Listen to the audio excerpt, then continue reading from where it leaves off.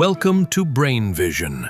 In this question, it is told that a body is dropped while the second body is thrown downwards with an initial velocity of 1 meter per second. We have to find the time interval after which the separation between these two is 1.8 meter. So we can say that let the time is t. So we can say that for freely falling body,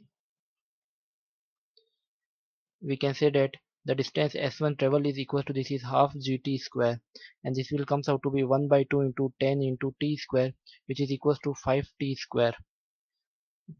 Now it is told that the second body is thrown with a velocity of 1 meter per second. So we can say that for second body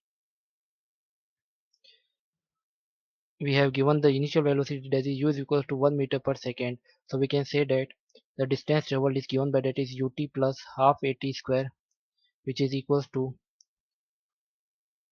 this is t plus 1 by 2 into 10 into t square, that is equals to t plus 5t square. This is our equation. Now we can say that we have given the separation between these two, that is 1.8 meter. So we have given that s2 minus s1 is equals to, this is 1.8 meter. So we can say this is t plus 5t square minus this is also 5t square, and this is 1.8 meter. So from here we get the value of time, and this is equals to 1.8 second.